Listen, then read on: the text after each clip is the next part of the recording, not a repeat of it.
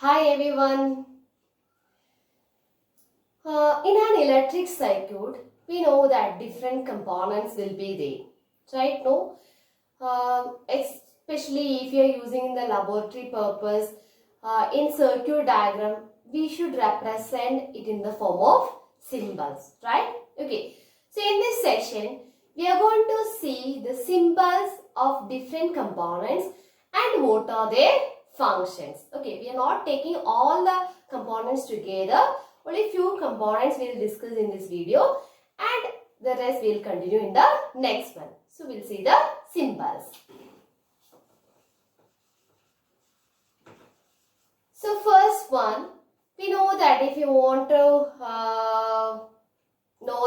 if you want to draw the circuit diagram, the first thing should be there, that is a source, right? No, so first we are dealing with the source. We have two kinds of source, direct current and alternating current. Direct current we used to call it as DC and the second one is AC. Okay.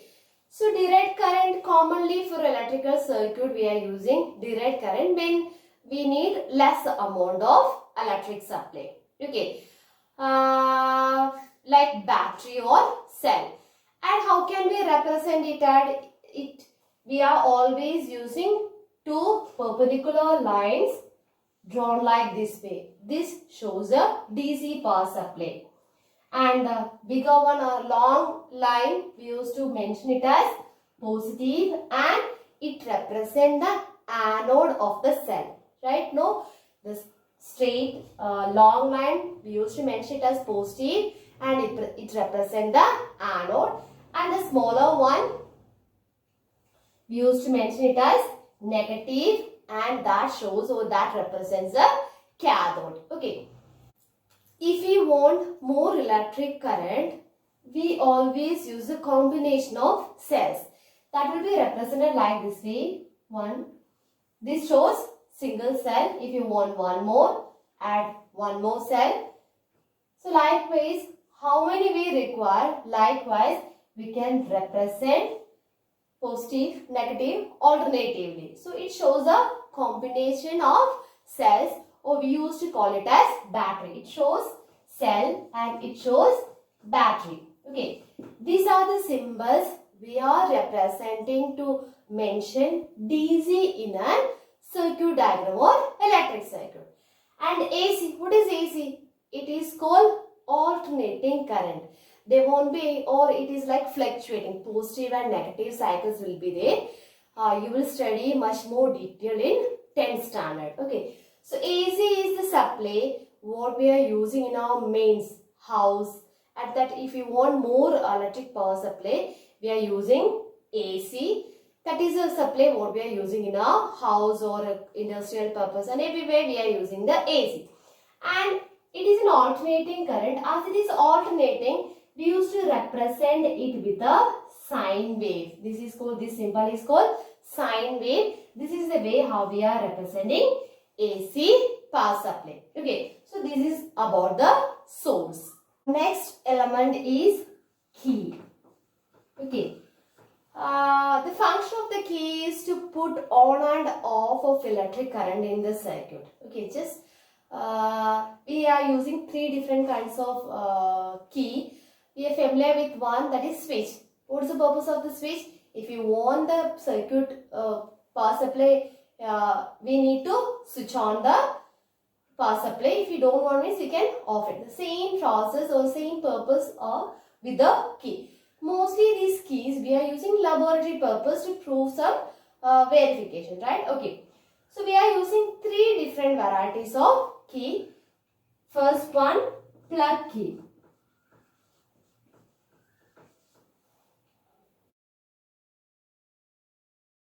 So when we don't want the current in the circuit, we can plug it off the key. So the circuit will be incomplete. If you want the source, means we have to keep that key inside the socket. So the circuit will be completed. Now we will see how we can represent.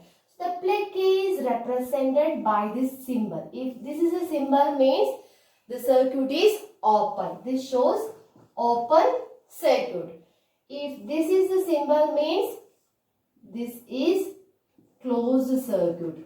Okay, this is a open plug key circuit and this is a closed plug key. Just we have to plug it and we can put it off. So that is the easy function of this plug key. In laboratory purpose, we are using another kind of key. It is called tapping key, or we used to call it as switch. But we are using for different way. We are using the symbols. It is also used for switch off and switch on purpose. Tapping key switch is shown like this way. Okay, this is the way how we are showing the switch. This is open switch. Okay, and tapping key means it will be like this way and it will be having an arrow mark. Okay, this is tapping open key. There will be an arrow mark if it is a tapping key. Now, if it is closed, this is the way how switch will be closed. And this one,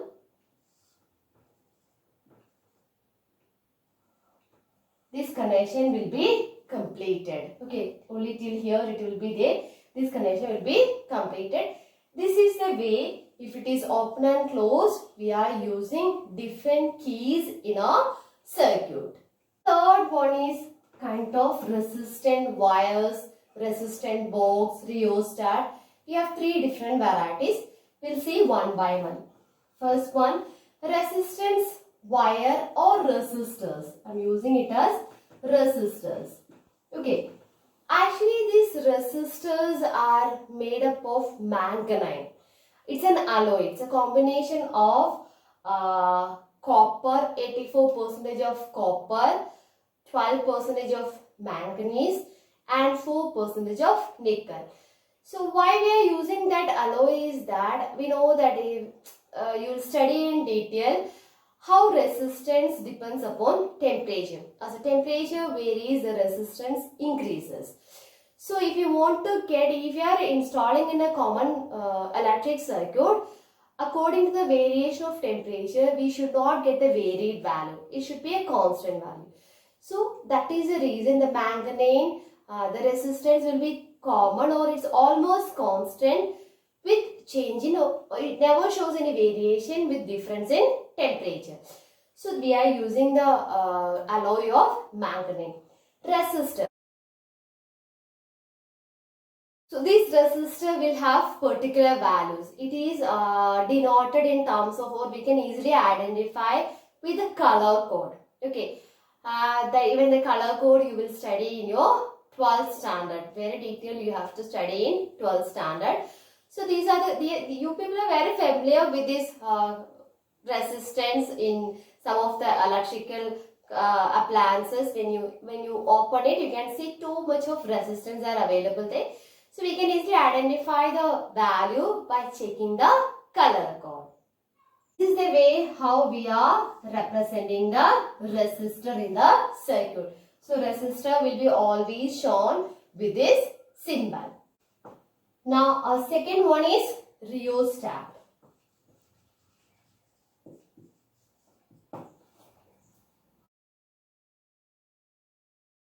I am drawing a picture. It will be like this way.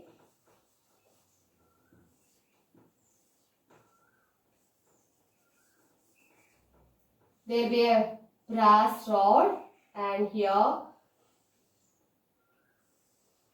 this one we have to wind the resistance wire. Okay. We used to call it as variable resistance. Rheostats, another name is variable resistance. Here one screw is there and here we'll be having the jockey. We used to call it as jockey. Till here it will be there. Okay. And here also you'll have two screws. Okay. 3 connection point is available with the rheostat. If you are connecting here A and B, the entire length of the resistance will be available in the circuit. Okay, if you are connecting at A and B, what is the total length of the resistance or resistance wire is available, or that much resistance will be available in the circuit. Okay, instead of B, if I am connecting here, this point jockey can be represented as C. If you are connecting the wire here and here, okay, till where it stops, only this much resistance will be available in the circuit. If the position of C is here, this much resistance will be available. So according to our needs, we can vary the resistance available in the circuit by using a rheostat. When you do the Ohm's law, you will come to know that how to work with this rheostat. Okay, so we can simply call it as rheostat. As a variable resistor, we can control it.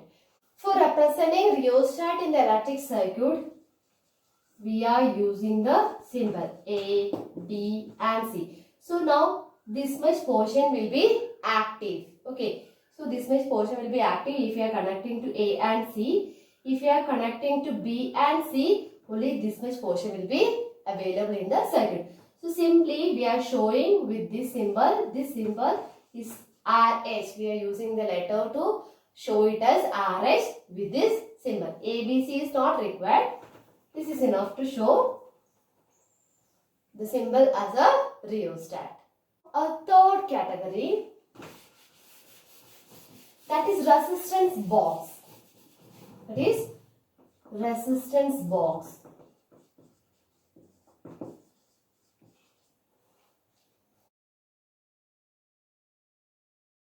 This is like a box, and upon the box you might have seen the keys.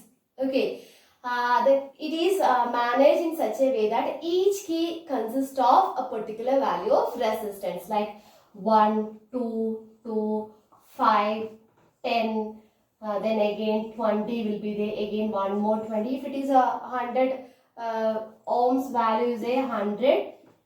This is the way how the keys will be arranged, and one infinity also will be there.